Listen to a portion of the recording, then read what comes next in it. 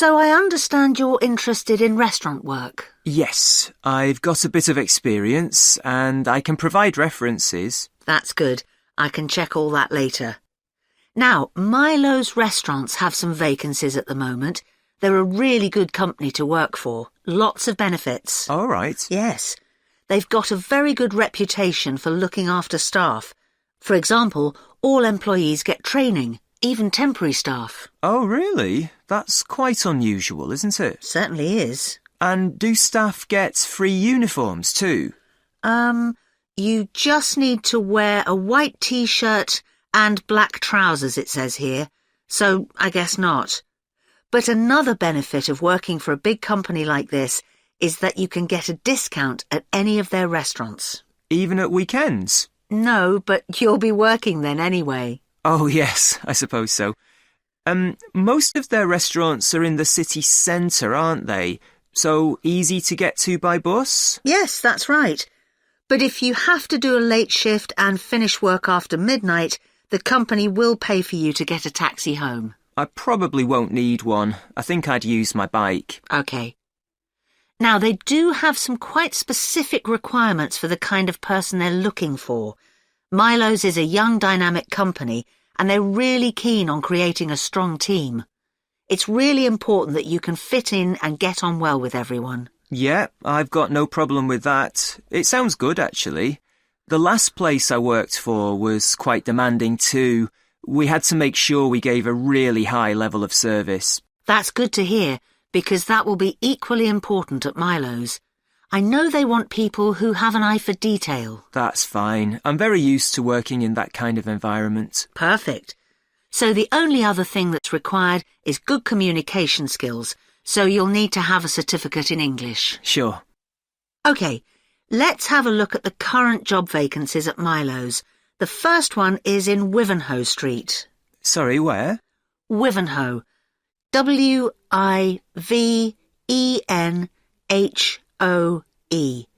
It's quite central, just off Cork Street. Oh, right. They're looking for a breakfast supervisor. That would be okay. So you're probably familiar with the kind of responsibilities involved. Obviously checking that all the portions are correct, etc. And then things like checking all the procedures for cleaning the equipment are being followed. Okay. And what about the salary? In my last job, I was getting £9.50 per hour. I was hoping to get a bit more than that. Well, to begin with, you'd be getting £9.75, but that goes up to £11.25 after 3 months. That's not too bad. And I suppose it's a very early start. That's the only unattractive thing about this job. But then you have the afternoons and evenings free. So the restaurant starts serving breakfast from 7 a.m, and you'd have to be there at 5:30 to set everything up. But you'd be finished at 12:30. Well, as you say, there are advantages to that. Now, you might also be interested in the job at the City Road branch. That's for a junior chef, so again a position of responsibility. I might prefer that, actually. Right. Well, obviously this role would involve supporting the sous chef and other senior staff. And you'd be responsible for making sure there's enough stock each week and sorting out all the deliveries. I've never done that before, but I imagine it's fairly straightforward once you get the hang of it. Yes, and you'd be working alongside more experienced staff to begin with, so I'm sure it wouldn't be a problem. The salary's slightly higher here. It's an annual salary of £23,000. Right. I know that if they like you, it's likely you'll be promoted quite quickly, so that's worth thinking about. Yes, it does sound interesting. What are the hours like? The usual, I think. There's a lot of evening and weekend work, but they're closed on Mondays. But you do get one Sunday off every 4 weeks. So would you like me to send off your CV? Hello everyone. It's good to see that so many members of the public have shown up for our presentation on the new housing development planned on the outskirts of Nunston. I'm Mark Reynolds and I'm Communications Manager at the development. I'll start by giving you a brief overview of our plans for the development. So, one thing I'm sure you'll want to know is why we've selected this particular site for a housing development. At present, it's being used for farming, like much of the land around Nunston. But because of the new industrial centre in Nunston, there's a lot of demand for housing for employees in the region, as many employees are having to commute long distances at present. Of course, there's also the fact that we have an international airport just 20 minutes' drive away.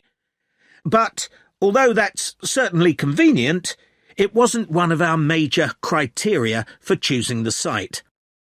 We were more interested in the fact that there's an excellent hospital just 15 kilometres away, and a large secondary school even closer than that.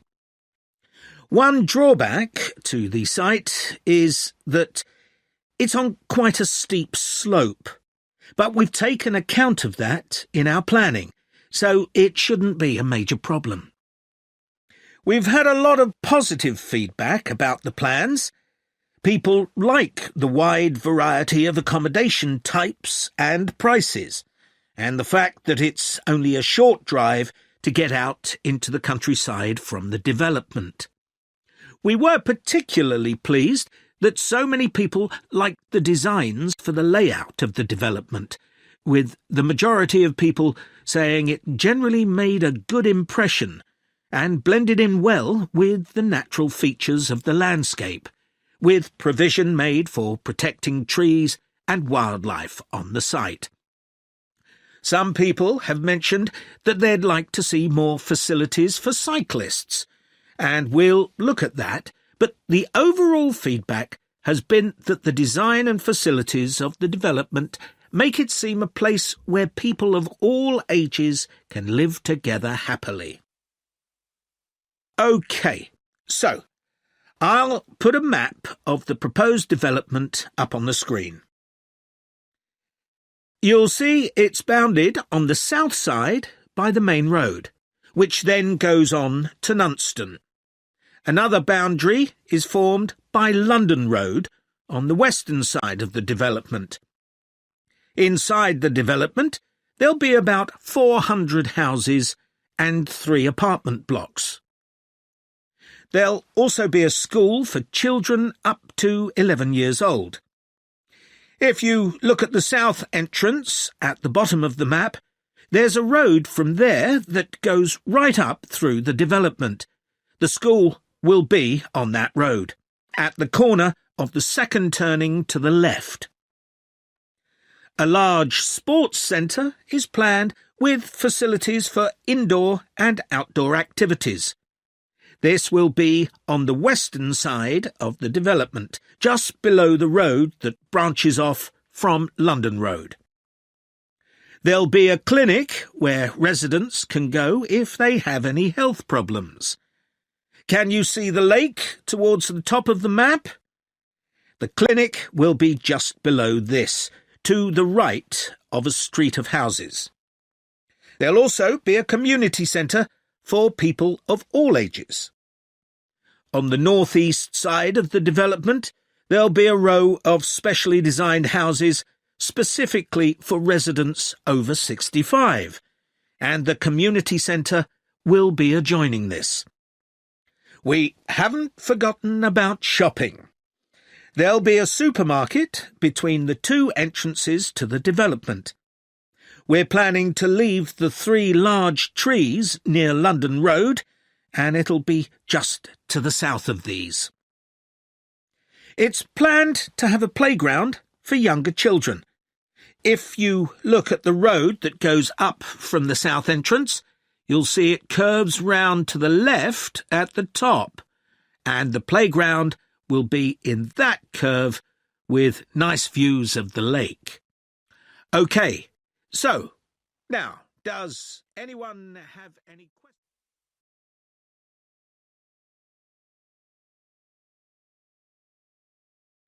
So, Michelle, shall we make a start on our presentation? We haven't got that much time left. No, Adam. But at least we've done all the background reading. I found it really interesting. I'd never even heard of the Laki eruption before this. Me neither. I suppose 1783 is a long time ago. But it was a huge eruption, and it had such devastating consequences. I know. It was great there were so many primary sources to look at. It really gives you a sense of how catastrophic the volcano was. People were really trying to make sense of the science for the first time. That's right. But what I found more significant was how it impacted directly and indirectly on political events, as well as having massive social and economic consequences. I know. That should be the main focus of our presentation.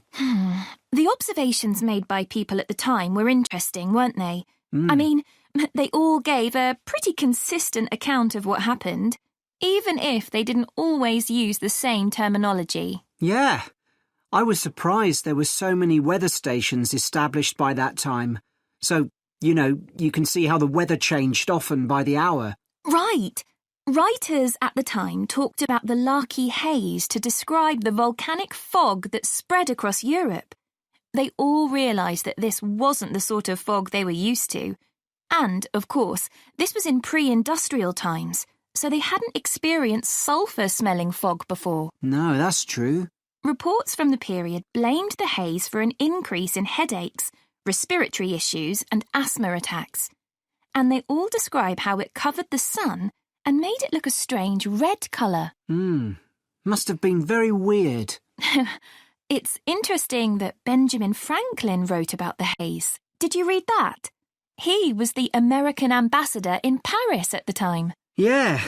At first, no one realised that the haze was caused by the volcanic eruption in Iceland. It was Benjamin Franklin who realised that before anyone else. He's often credited with that, apparently. But a French naturalist beat him to it. I can't remember his name. I'd have to look it up. Then other naturalists had the same idea, all independently of each other. Oh, right. We should talk about the immediate impact of the eruption, which was obviously enormous, especially in Iceland, where so many people died. You'd expect that, and the fact that the volcanic ash drifted so swiftly, but not that the effects would go on for so long, or that 2 years after the eruption, strange weather events were being reported as far away as North America and North Africa. No, I found all that hard to believe too. It must have been terrible, and there was nothing anyone could do about it, even if they knew the ash cloud was coming in their direction. We should run through some of the terrible consequences of the eruption experienced in different countries. There's quite a varied range. Starting with Iceland, where the impact on farming was devastating. One of the most dramatic things there was the effect on livestock as they grazed in the fields. They were poisoned because they ate vegetation that had been contaminated with fluorine as a result of the volcanic fallout. That was horrible. In Egypt, the bizarre weather patterns led to a severe drought, and as a result the Nile didn't flood, which meant the crops all failed. It's so far from where the eruption happened, and yet the famine there led to more people dying than any other country. It was worse than the plague. OK. Then, in the UK, the mortality rate went up a lot, presumably from respiratory illnesses. According to one report, it was about double the usual number and included an unusually high percentage of people under the age of 25. I think people will be surprised to hear that the weather in the USA was badly affected too. George Washington even makes a note in his diary that they were snowbound until March in Virginia. That was before he became president. Yes, and there was ice floating down the Mississippi, which was unprecedented. Astonishing, really. Anyway, what do you think we should include next?